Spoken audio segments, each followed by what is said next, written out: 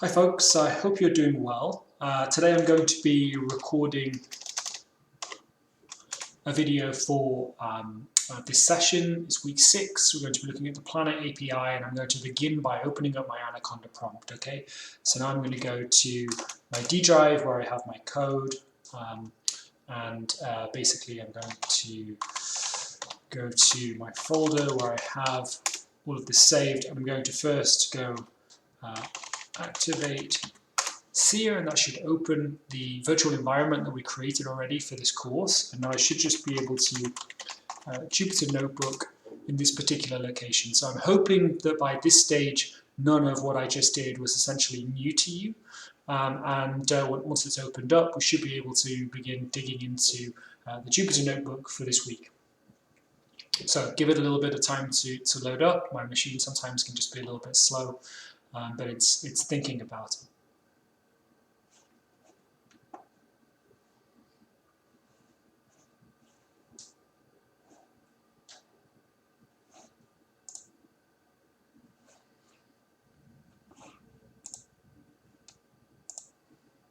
So we're going to this 6.02, and then the actual file is called Planet API Image Extraction, okay? So in the previous class, we focused on how we extract data from Sentinel-2 using Sentinel-SAT. Today we're going to explore using the Planet Labs API. And essentially, Planet provides us with a specific Python package that allows us to have access to their API, okay? So you can have a look on PyPy here.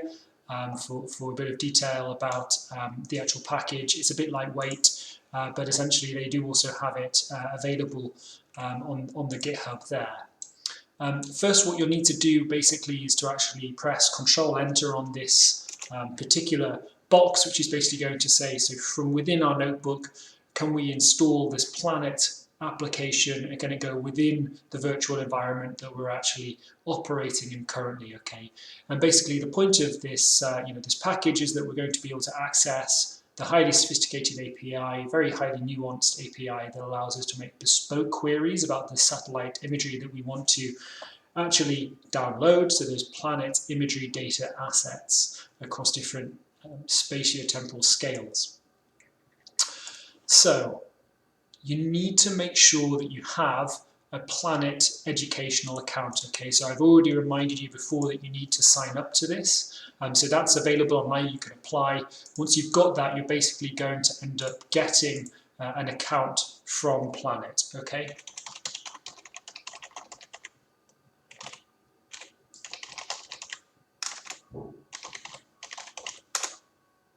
So I'm just signing in here into my my Planet educational account, which has already been allocated to me. And when you look on the left-hand side over here, you'll see my settings. You need to click in there, and then here is the API key. Okay, so I'm just going to copy my API key there, and I'm going to go back to my notebook. And basically, when I've got my API key, I just want to be able to paste it here. Okay, and what that's going to do is it's going to say, okay, import the operating system package, import the Planet package. Firstly, what we're going to do is we're going to allocate this API key to the operating system environment. Okay, so we're going to make it an environmental variable called pl_API_key. So this information here, it's this is designed, it's kind of taken from an existing workbook that Planet provide. You know that I don't normally like to use capitals in my work, but this is also a globally set environmental variable. If you look at the Python PEP 8 style guide, it will say you should have capitals for those global environmental variables. Okay, so if you run this, then we should see that the operating system places this in our global environment. Right, so you remember in our previous queries that we didn't just say, what dates we wanted imagery for or what types of imagery we wanted, the platform. We also gave it an area of interest. So you remember that we used a GeoJSON structure, and that GeoJSON structure was essentially for GMU campus in Fairfax.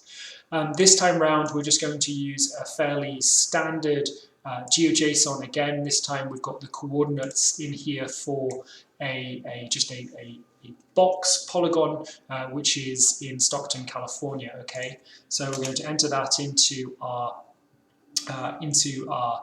memory, and here it's just printed out as this GeoJSON down here. So we've just got a set of basically it's a list of, these can be tuple pairs, or here we've got list pairs. So when we've got that, what we also need to do is to set a range of filters, okay? So we're going to need to create one single filter dictionary which contains all of our other filters, and the API here is a little bit sophisticated, and therefore it's slightly complicated. So we need to set a geometry filter, so that's the area of interest that we just specified.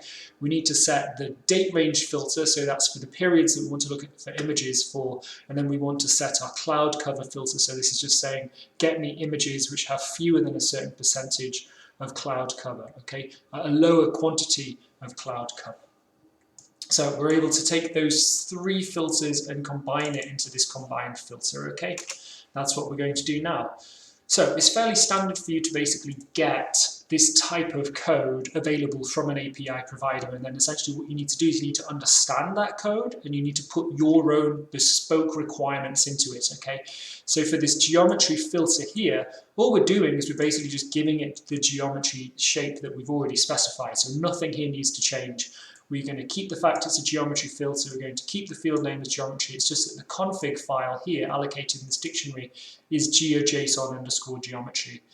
And basically we're just going to give it that exact shape that we've specified there, okay? So if you think that you might want to specify this for a point or for a different polygon, then you would just need to change the structure of this, right? So you would need to change the coordinate tuple pairs essentially in order to produce that polygon, or you could just create a point. You could change this to being a point, and you could just place a single set of point coordinates in there that would enable you to get your area of interest for this particular search query.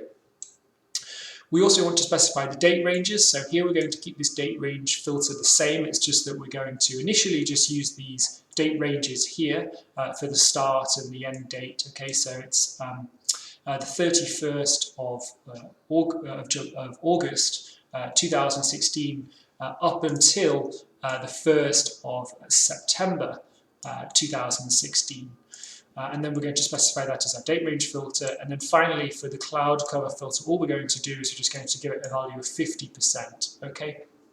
So that should be fairly straightforward. And then finally, all we do down here is we just say this is a combined filter, and we set the config to being a list of those other filters. And this is basically the structure which the Planet API will be able to understand, it'll be able to mine that data to get the types of filters that it needs, okay? So if we input that all into the memory, we're able to create this combined filter here, which has this config, and then within it, it has a range, has a list, which has all of those other dicts in, okay? So we have a dict with a list, and then we have this list then becomes a list of dicts, essentially. So we also need to import some inbuilt packages which are available in Python. So here we're going to load in the JSON package, we're going to load in the requests package. And what we're first going to do is basically get that environmental variable that we've already specified as the API key. We're just going to allocate it to a variable named planet_API_key, and that's going to be in capitals as it's a global variable.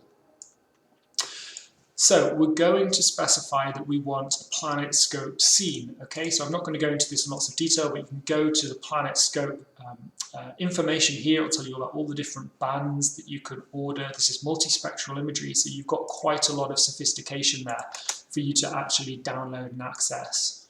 So we're going to put that allocated as our item type.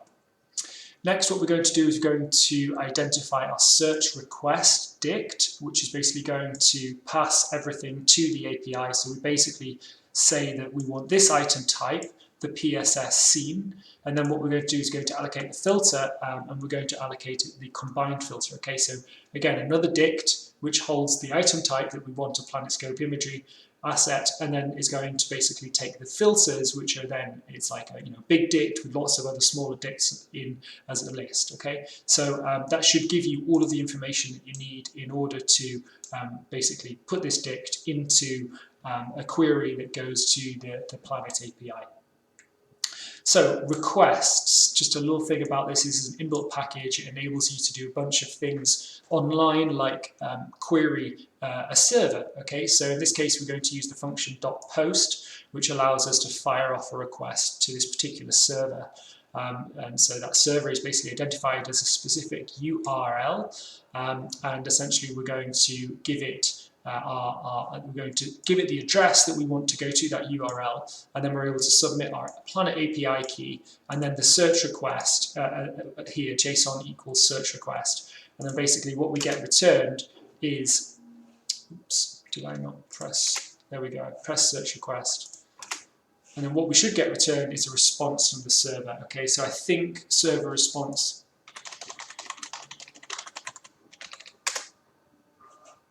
server response 200 basically means that the status is okay. So that means that that's worked. Great, so that's a good start for this presentation. So in kind of a similar way that we covered with the Sentinel API, we basically get a bunch of metadata that comes back from the server about the potential imagery assets that we can access based on those filters that we've given it, okay?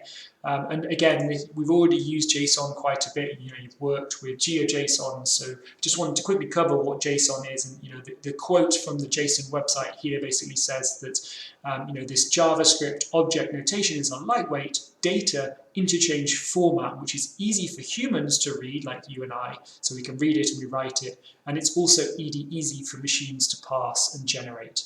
Okay, so you might not think at this current stage that is easy information to actually consume and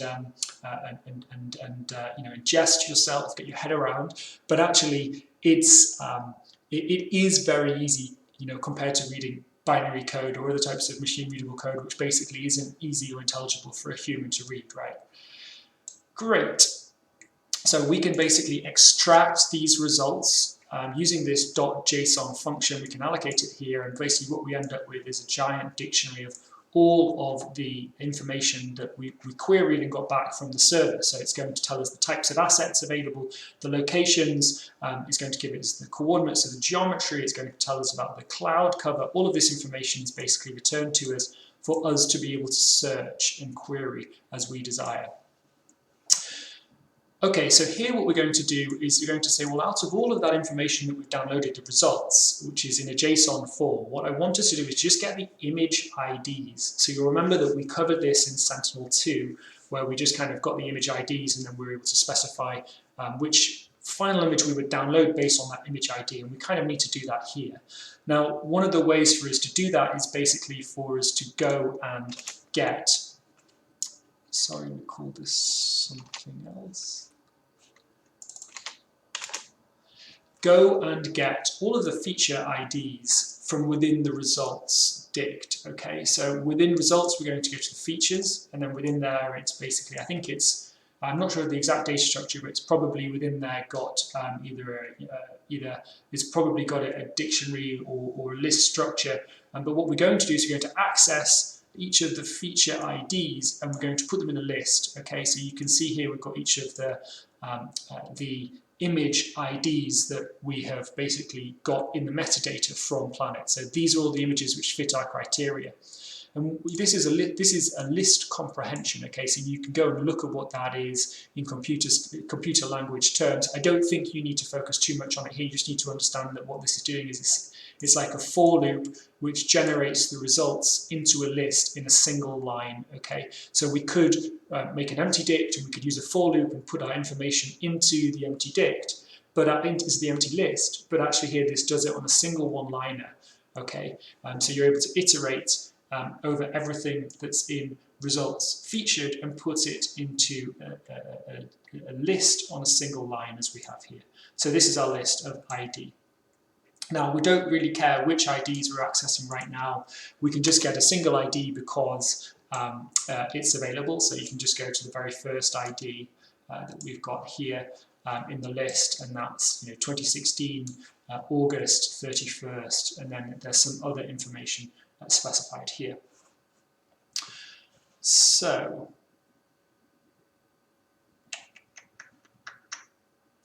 now what we need to be able to do is we need to be able to create a URL, so a specific address that we're going to send to the server, which specifies the item type. So that's that it's a planet scope scene, and then basically the ID for that scene. Okay, and when we do that, we can just take the standard Planet API string here, and we're going to input in it the scene that we want and the actual ID for that asset. Okay, and when you put that in the right place, what we basically are then able to do is we're able to shoot this back off using the requests.get.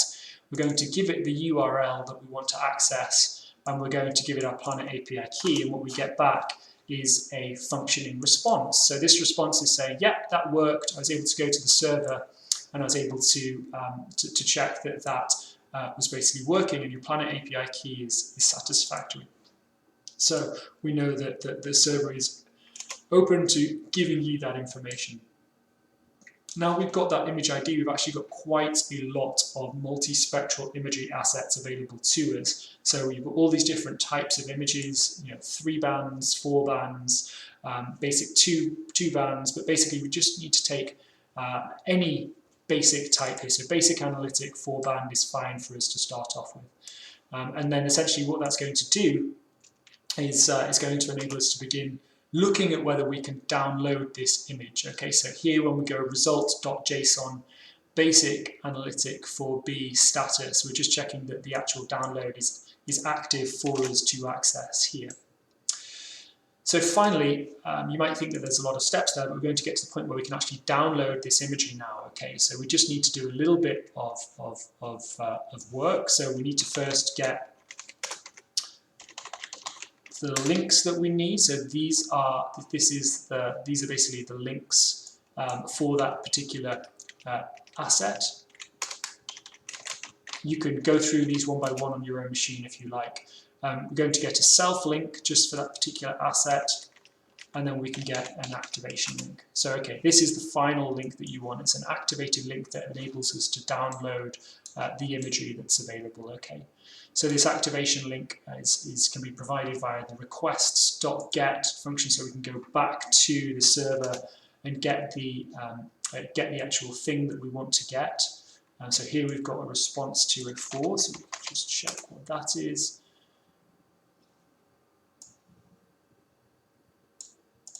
So it's a no content success status response code. It indicates a request has succeeded, but the client doesn't need to navigate to it. So everything does seem to be correct so far. So basically what that means is that this is working, although we haven't downloaded it yet. We again checked just to make sure that that link was active. And basically here what we've done is we've just said activation status result.json location. It's given us this particular location that we can click on. And then when we click on that, that's going to actually download the image that we want to access. Okay, so here we go. That image has been downloaded.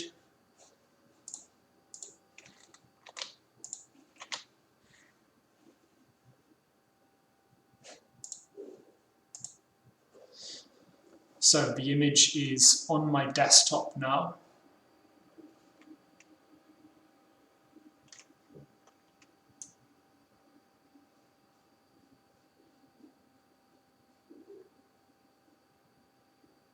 QGIS is a little bit slow on this machine. Obviously, it is a large application, so we just need to give it a minute to open up.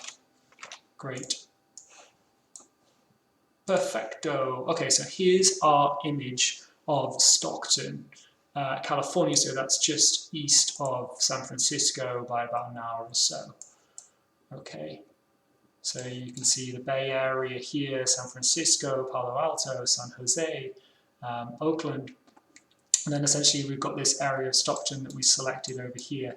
And really this is quite impressive imagery. You know, this is however many years old now. I think this is 2016 that we downloaded it for. And you can quite clearly make out the highways and the parcels of the land that are all here in those areas, which are basically ultimately going to be waterway. Perfect. So have a go at completing the